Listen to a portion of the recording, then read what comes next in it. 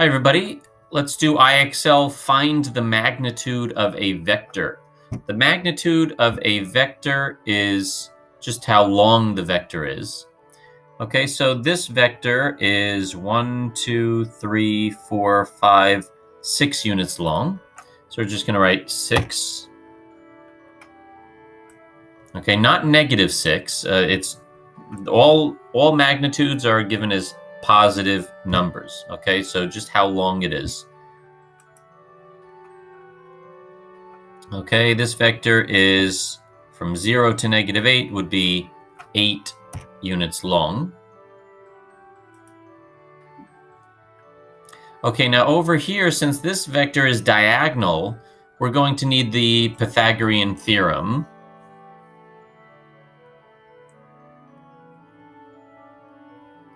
If this is 1 and this is 4, then we could use the Pythagorean theorem, or we could do this shortcut formula.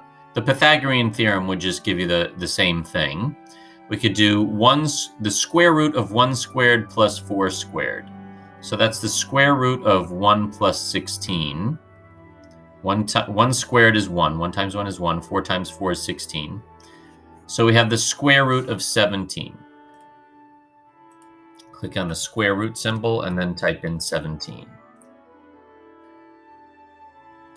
Okay, again, just going to use that formula. This is 9 over here. Just talking about the length now. I don't really care if it's going up or down or left or right. Okay, and this is 5. So we need the square root of 9 squared plus 5 squared, which is the square root of 81 plus 25, which is the square root of 106.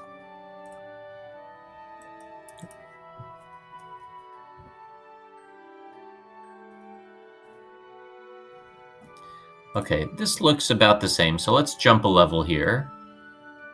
Find the magnitude of CD with, so this means that the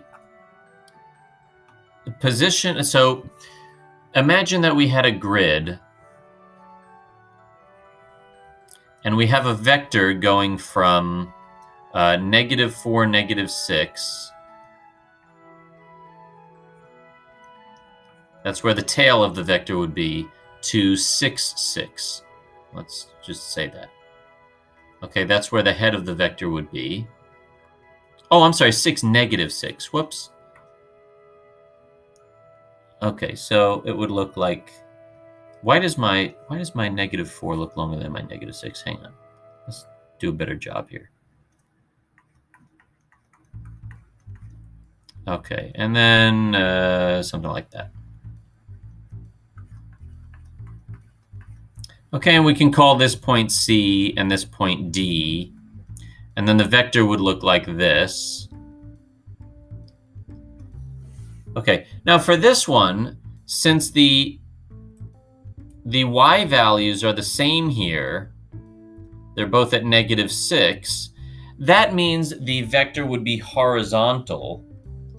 And so we just need to figure out the distance from an x value of -4 to an x value of +6. And that would tell us the length from here to here, and that would give us the magnitude of the vector.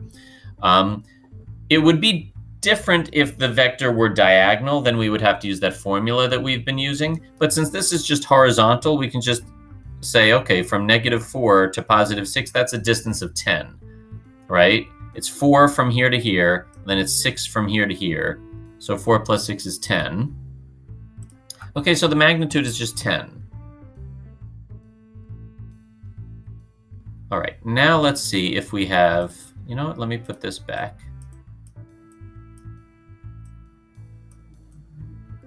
It might have been easier just for me to draw a little plus like that. Okay. This one, I see that the x values are different, which means that this vector is not going to be vertical. I see that the y values are different, which means that this vector is not going to be horizontal either. So this vector is going to be diagonal. But let's just sketch it. 7, 4,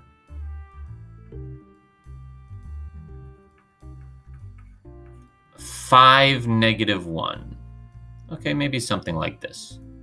A very rough sketch.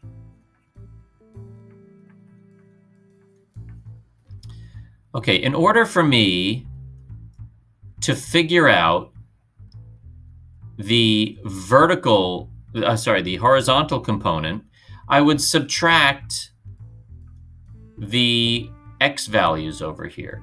So 7 minus 5 is 2, which means that the horizontal component of this vector going for, actually it should be going from S to T. So it would really look like this.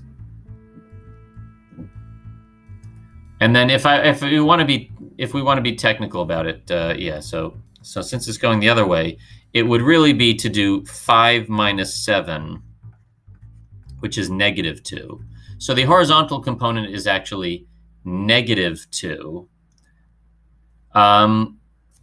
It doesn't really matter so much if you write this as positive and negative, because when we put it into the formula, we are going to be squaring it, which would make it positive.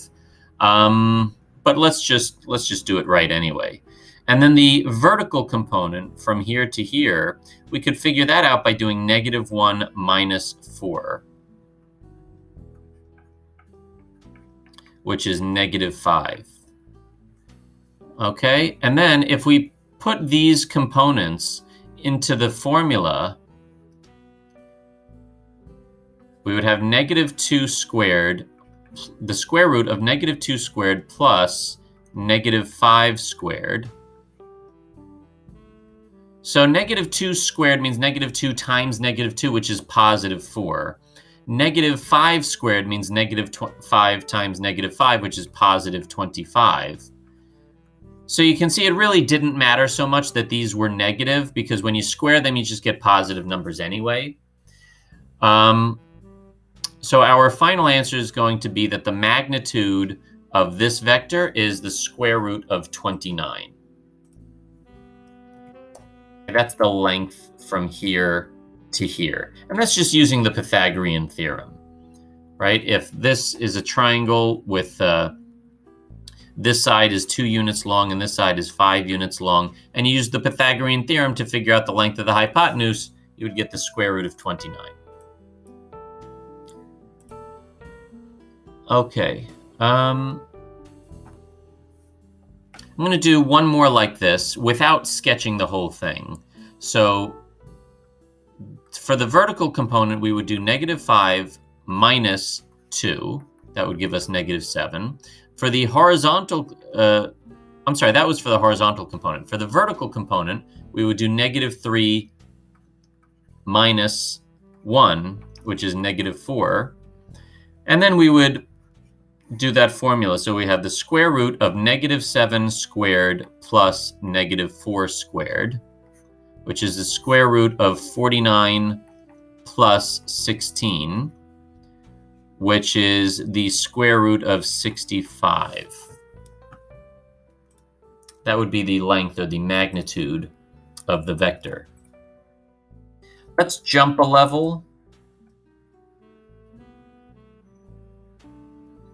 Okay, this is exactly the same thing, just maybe with more negative numbers. Let's just go ahead and do that. 3 minus -4 is the same as 3 plus 4, which is 7. -2 minus -1 is the same as -2 plus 1, which is -1. Okay, so we have the square root of 7 squared plus -1 squared, which is the square root of 49 plus 1, which is the square root of 50.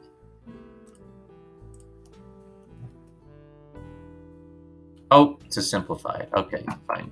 So we could simplify that by factoring this so that we have a perfect square under the radical here. So 50 is the same as 25 times 2, 25 being a perfect square. So the square root of 25 is 5, and we can rewrite this as 5 times the square root of 2. Okay, so that would be the answer simplified. All right, and I believe it would tell you down here. Yeah, so sometimes you will have to take this number under the radical, and if you can write it as a perfect square times another number, then you can write it that way and then find the square root of the perfect square and put it on the outside. Okay, just to give you another example, let's say that we wanted to simplify the square root of 490. So we can write that as the square root of 49 times 10. 49 is a perfect square. The square root of 49 is 7. So this would be the same thing as 7 times the square root of 10. There's no way for us to continue to break down the 10 into a perfect square times another number. So there are just a couple examples for simplifying. I'm going to go ahead and jump to the next level here. Find the magnitude of the vector. Okay, again, this is 3. This is 3. So we would have to do the square root of 3 squared plus 3 squared, which is the square root of 9 plus 9, which is the square root of 18. Now we can break up 18 into 9 times 2, which you can see right over here. 9 is a perfect square. The square root of 9 is 3. So simplified, this would be 3 times the square root of 2.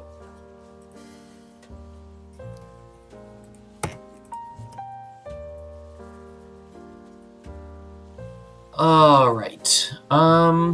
That's the last level. All right, so I think we've done problems like this. So I'm going to end the video there. Have a great day.